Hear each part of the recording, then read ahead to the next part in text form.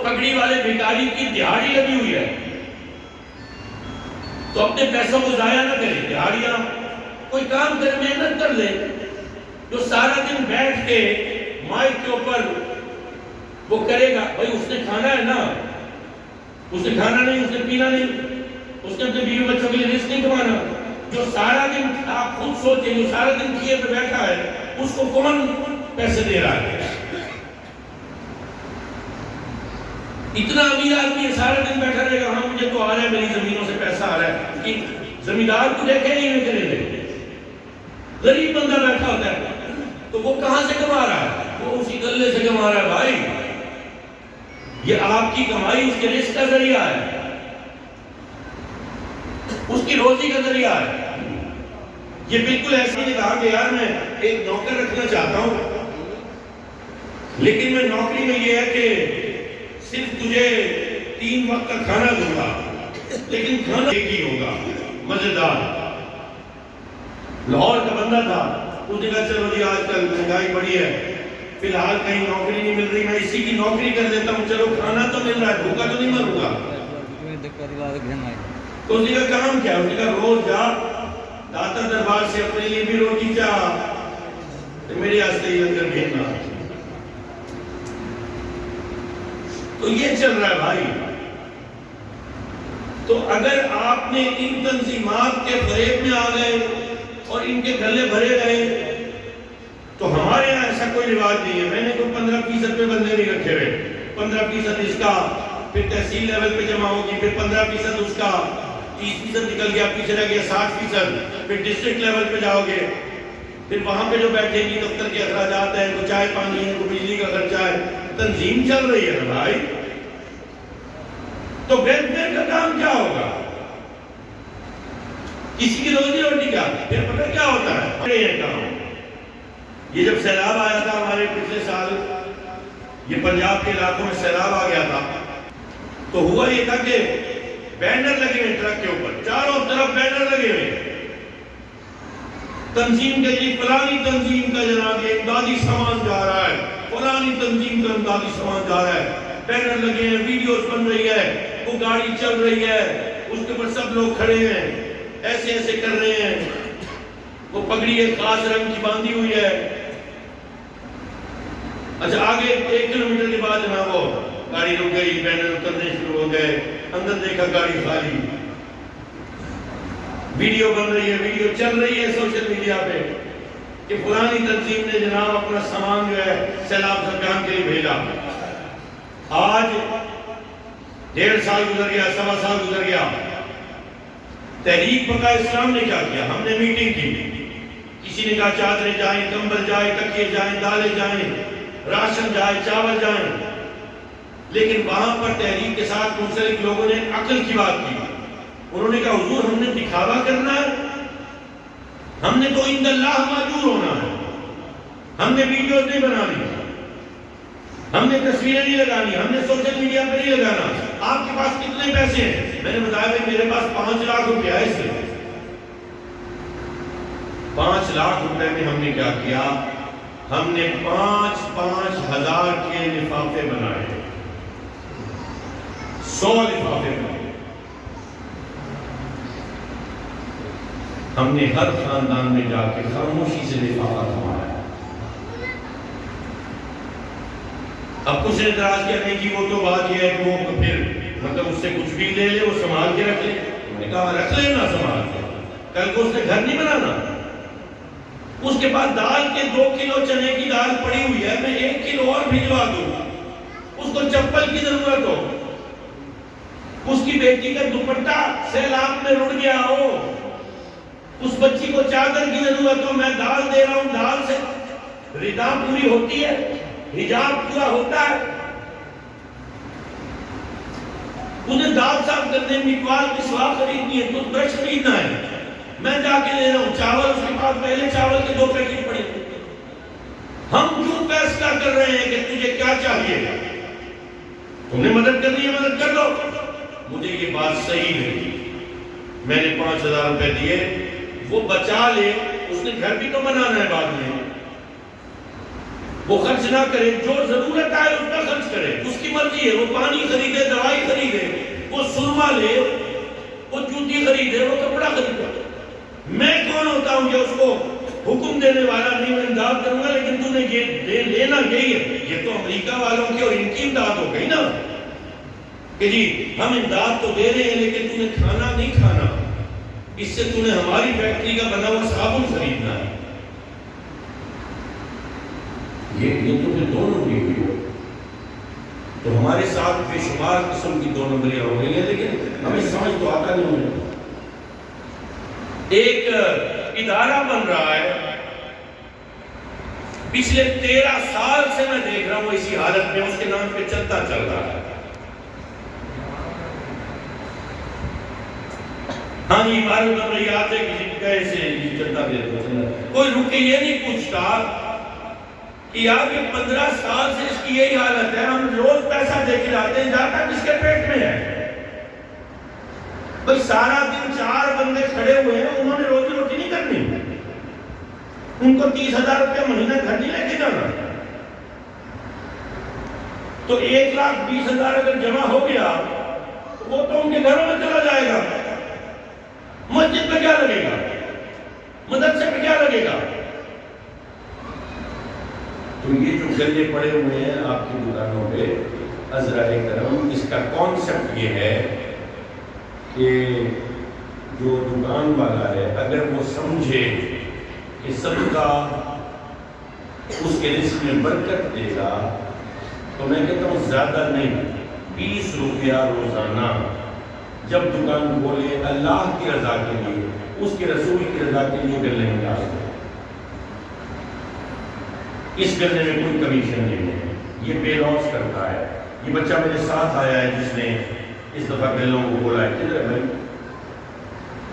بچہ بیٹھا ہے، اس نے خود کھولا ہے گلوں کو۔ بیٹا کتنا کمیشن لیتے ہو؟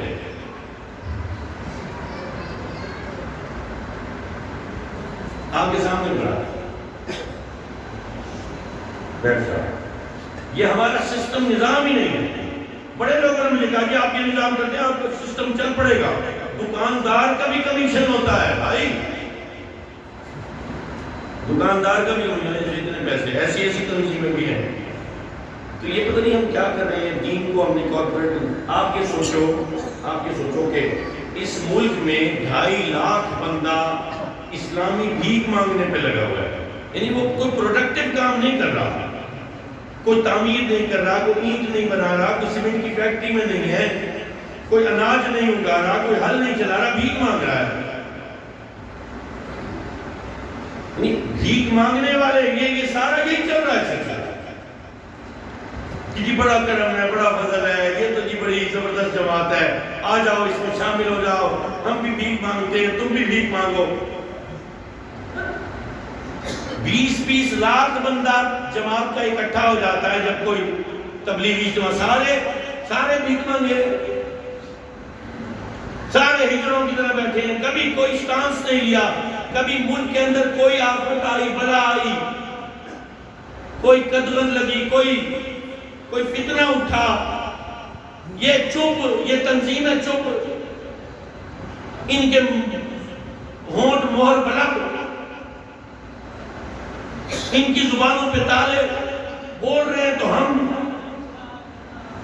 میں نے ایسے وقت کے فرعونوں کے خلاف آواز اٹھائی ہے، گالیاں پڑتی ہیں۔ وہ ایک ہمارے وہ بابا جی تھے، وہ بڑی گالیاں دیتے تھے، میں نے ان کے خلاف بات کرنی شروع کی تو سوشل میڈیا میں گالیوں سے بھر گیا۔ بھائی مجھے نہیں ہے پسند گالیاں، میں کہتا ہوں دین کے نام پہ گالیاں دو گے، یا مولوی بیٹھ کے ٹکٹ بیچ رہا ہے جنت کے، اس والے انتخابی نشان پہ مہر لگا دی تو جنت، تو خدا ہے، یہ خدا بن گئے۔ بھائی میرا تو تعلق ہے خانقاہ سے، آستانے پہ آ جائے کوئی شرابی، کوئی قاتل، کوئی زانی، کوئی گنہگار، کوئی خطاکار، کوئی ظالم، کیا ہم روکتے ہیں؟ کیا پہلے پوچھتے ہیں کہ تم نے کوئی غلط کوئی گناہ کبیرہ تو نہیں کیا؟ یہ بڑی مقدس جگہ ہے، اس سے آگے نہ آنا نہیں، اس لیے کہ یہ فیصلے میں تو بندہ ہوں، یہ فیصلے میں نہیں کروں گا، میں تو خود کتنی خطائیں کیے بیٹھا ہوں، میں تو قیامت کے دن اس شافع محشر کی شفاعت کا منتظر ہوں، میں خدا بن جاؤں، میں یہ فیصلے کرنا شروع کروں کہ تو جنتی اور تو دوزخی، سرکار کی محبت اور ناموس کے نام کو بیچوں، مجھ سے یہ نہیں ہوگا، میں جو بھی غلط بات ہوگی میں اس کے خلاف آواز اٹھاؤں گا، چاہے وہ حاکم وقت ہو یا وہ مقتدرہ کا کوئی امیر، میری زبان سے آپ کسی غلط بات کی توقع نہ کریں، میں مر جاؤں گا، میں ختم ہو جاؤں گا، میں اپنے بچے کٹوا دوں گا، لیکن میں بلیک میل نہیں ہوں گا۔ ہوتے ہیں نا لوگ اولاد کے لیے بلیک میل ہو جاتے ہیں، میرے بچوں کا کیا ہوگا، لیکن لوگوں یاد رکھنا میری رگوں میں وہ خون ہے جو کربلا میں بہا تھا، اگر میں اپنے خون کی پاسداری نہ کر سکا تو پھر کیا ہے میرے اندر؟ اگر میرا خون اس روایت کو قائم کرنے میں کام آ گیا، خدا کی قسم میری نسل یہاں ختم ہو جائے، میری نسل کا مقصد پورا ہو گیا،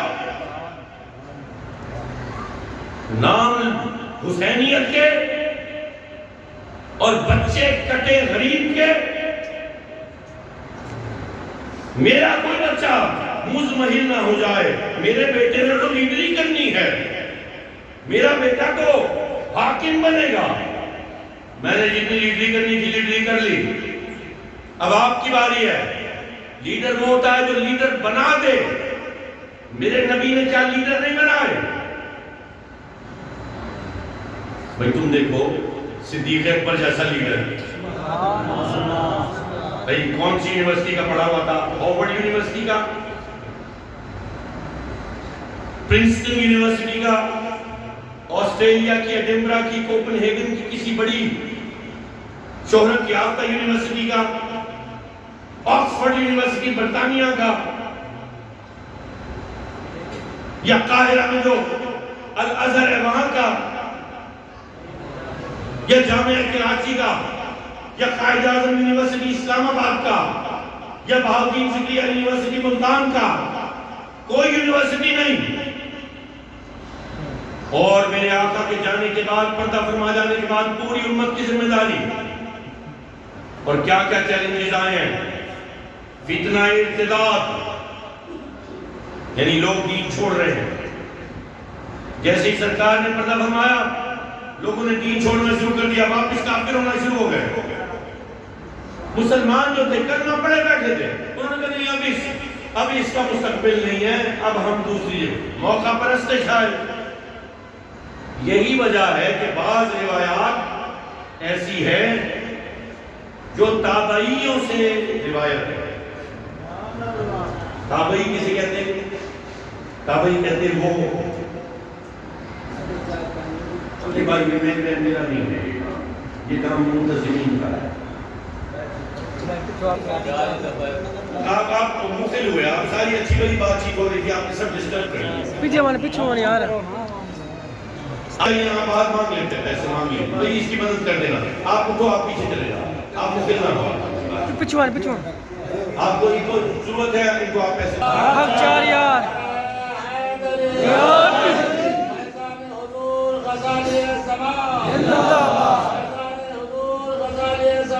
زندہ باد۔ حاضر محترم، پہلی بات تو یہ ہے کہ میں نے اپنی کوئی جائیدادیں نہیں بنانی، اور مجھے جائیدادوں کی ضرورت بھی نہیں ہے۔